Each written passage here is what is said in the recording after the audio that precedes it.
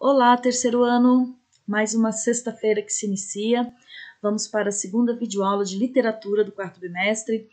Vamos corrigir as atividades referentes ao estudo das gerações modernistas brasileiras. Então, terceira geração modernista, apostila de literatura, terceiro bimestre, aquela 3, páginas 25 a 40, nós vamos fazer as correções. Então, assim, na página 26 tem um texto, um trecho do conto Uma Galinha, presente no livro Laços de Família de Clarice Lispector. Então, eu pedi que vocês lessem esse texto, fizessem ali a análise de vocês. Essas primeiras atividades da página 28, a maioria são pessoais, mas eu vou fazer sugestões a vocês, ok? Então, no primeiro parágrafo do conto A Galinha é identificada de um modo inusitado pelo narrador, como era uma galinha de domingo. Qual o sentido da locução de domingo no contexto dessa narrativa? Então vejamos. De domingo significa que o animal seria comido no almoço do dia de domingo, certo? Então essa é a resposta. Vamos a 2. Em vários momentos a galinha é descrita com termos geralmente empregados para descrever ações e sentimentos humanos. Releia o trecho a seguir e indique uma passagem em que isso acontece, explicando-a. Parecia calma. Desde sábado, encolhera-se num canto da cozinha. Não olhava para ninguém, ninguém olhava para ela, mesmo quando a escolheram, apalpando sua intimidade com indiferença. Não souberam dizer se era gorda ou magra, nunca se adivinharia nela um anseio. Então perceba, ele pede que vocês descrevam, indiquem uma passagem que ocorre justamente o quê?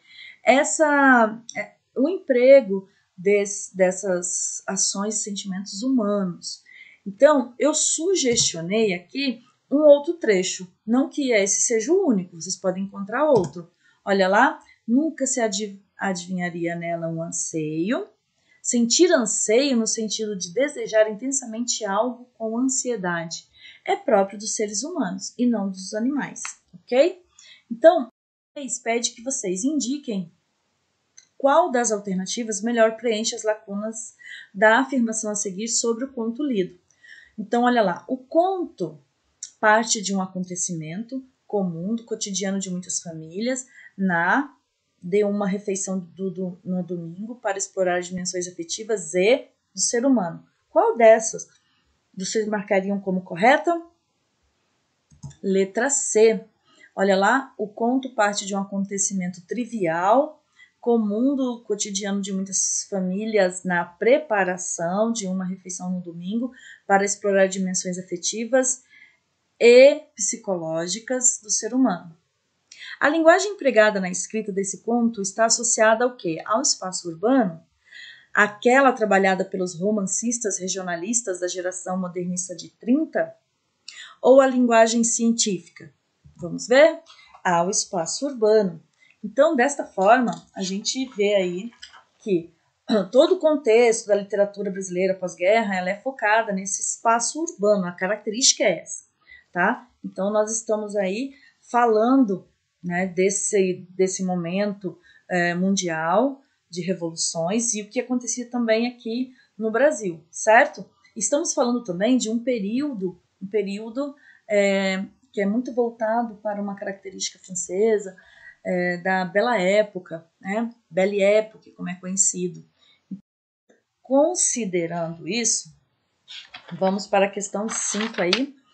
Considerando que, nesse conto, os polos de vida e morte se alternam durante todo o texto, selecione e comente duas passagens da narrativa em que esses polos podem ser observados. Então, que polos estão falando? Vamos ver? Ela é pessoal também, mas eu sugestionei aqui para vocês. Olha lá, entre gritos e penas, ela foi presa. Em seguida, carregada em triunfo por uma asa através das telhas e pousada no chão da cozinha com certa violência, relacionada à morte. Foi então que aconteceu, de pura afobação, a galinha pôs um ovo relacionado à vida. Então, os dois polos aí de vida e morte se alternam nessa leitura aí nesse trecho, ok? Se vocês encontraram um outro, mantenham essa desde que você perceba que há um polo aí que se alterna, tá certo? Vocês nas 6 vão fazer a leitura dessa pintura, tá? E vão seguir. Que diferença podem ser estabelecidas entre a galinha presente na narrativa de Clarice Lispector e a galinha pintada por Albertus Venhorsen? Então, vocês vão ler, vão colocar as observações pessoais de vocês, mas eu sugestionei algo também. Olha lá. A galinha do conto de Clarice Lispector ela é descrita pelo narrador por uma visão que a humaniza. Por quê? Porque tem características psicológicas muito humanas. O mesmo já não ocorre com a pintura acima. Por quê? Porque as galinhas, assim como as demais aves do quadro, são tomadas somente como elementos estéticos que compõem uma tela. Outra diferença que pode ser percebida é que no conto é destacada a insignificância da galinha. Já na pintura, tanto a postura quanto as cores com que esse animal é representado dão um certo destaque a ele. Então essas são aí características, mas vocês podem ter identificado outras, e eu quero saber quais são. Prof, mas como é que você quer saber? Eu quero que vocês mandem para mim. Ah, professora, eu não achei lá no produção acadêmica. Não é desculpa, manda para mim lá no recados, manda para mim no fórum, não importa, eu quero a resposta de vocês. Explique a ironia presente no parágrafo final do conto. Olha, apesar de a família reconhecer o valor da galinha e poupá-la por um tempo de virar comida, o tempo e a novidade passam, o encantamento com a galinha também, e ela volta a ser apenas uma galinha que vai ser comida como qualquer outra, tá certo? Agora nós vamos lá na página 31, tá? Porque a pergunta é a seguinte: quais dos eventos a seguir não podem ser associados à terceira geração do modernismo brasileiro? Então, é a Revolução de 30 e o período da Bela Época. Página 34. Sobre as características da prosa de Guimarães Rosa que podem ser observados no trecho lido, é correto afirmar que a linguagem da poesia rosiana explora as potencialidades da língua portuguesa por meio da criação de novas palavras e mantém cuidado com aspectos como a sonoridade, a sintaxe e a semântica. Então, o som, né, a forma como as palavras se relacionam e o sentido que elas estabelecem. Então, gente, Guimarães Rosa ele tem como uma característica primordial justamente a apresentação, tá, de novas palavras e o cuidado com o som, com a sintaxe e também com o sentido, com a semântica, tá certo? Então agora nós vamos falar do B. No trecho lido, Riobaldo agradece a atenção dispensada por seu interlocutor. Como podemos, com base nos elementos presentes no trecho, caracterizar a figura desse sujeito para quem Riobaldo conta a sua história de vida? Essa atividade IAC eu quero que vocês façam no seu caderno e coloquem para mim na produção acadêmica, ou se não, vocês vão postar para mim no recados. Eu preciso dessa resposta, a caneta no seu caderno, para vocês ganharem lá a presença e eu colocar lá para vocês, né, relacionar as atividades que vocês estão fazendo, tá bom? Então, letra B e C vocês vão fazer e me mandar lá no Produção Acadêmica. Considere as afirmações sobre a passagem da narrativa de Grande Sertão, Veredas, em que Reobaldo atravessa o rio. Então, vocês vão ver, porque vocês já leram esse livro ou deveriam ter lido esse livro, correto? 36, página 36. Na obra de Clarice Lispector, é apontada a recorrência de temas que tratam do intimismo, de aspectos psicológicos dos personagens, principalmente das personagens femininas. Esse tema aparece no trecho acima como? Lembrando que a obra de Clarice Lispector é uma obra muito intimista. Então, ela foca justamente no psicológico, tá? Então, é importante que vocês analisem esses aspectos psicológicos dos personagens, principalmente aí neste caso das personagens femininas, e mostrem pra gente. Então, ele pergunta, primeiro, na obra é apontada a recorrência? Claro que sim, no conto, Ana vive um cotidiano considerado socialmente adequado. Por quê socialmente? Porque para a época, né, ela deveria ser casada, né, e ter os seus filhos, ser uma dona de casa. Mas apesar dela tentar convencer a si mesma de que sua vida estava completa, ela intimamente parece sentir falta de algo mais em sua vida, sobretudo pelo fato de que encaminhara seu desejo vagamente artístico no sentido de cumprir apenas as tarefas domésticas de modo ordenado e decorativo. Então, não esqueçam lá de responder, tá? Eu espero que vocês tenham entendido. Essa obra de Clarice Lispector, ela é muito intimista, ela é muito psicológica, ela traz para a análise justamente esse sentimento. Veja, a sociedade impõe uma determinada atitude, determinada forma de se portar da mulher, mas ela se sente oprimida com isso. E Clarice Lispector, ela traz isso à tona, tanto nessa obra como em outras obras dela, tá? Ela traz essa análise crítica. Na Hora da Estrela, isso também é possível ser notado, e assim, é tão profundo. Se vocês procurarem uma entrevista com Clarice Lispector, vocês vão perceber isso até na própria fala dela. Ela tem uma fala muito compassada, muito calma, e ao falar parece que o que ela está dizendo está saindo da alma, sabe? Então é muito interessante que vocês vejam essa entrevista para que vocês percebam isso. E ela transmite para a obra dela justamente essa intensidade, sabe? Parece que ela está arrancando da alma o que ela está dizendo. Então, assim, é muito interessante mesmo. Tanto você percebe isso na obra e percebe isso na fala dela. B. No terceiro parágrafo é descrita a hora mais perigosa do dia, segundo a narradora. Que hora é essa? Como ela pode ser relacionada ao cotidiano da mulher de dona de casa?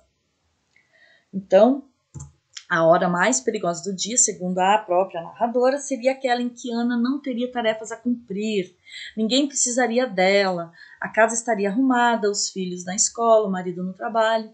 Então, o que acontece? A mulher, ela né, digamos assim, ela é imposta pela sociedade aí a ela, que ela se sinta desnecessária, considerando aí o cotidiano doméstico, né, sendo o que dá sentido à vida dela.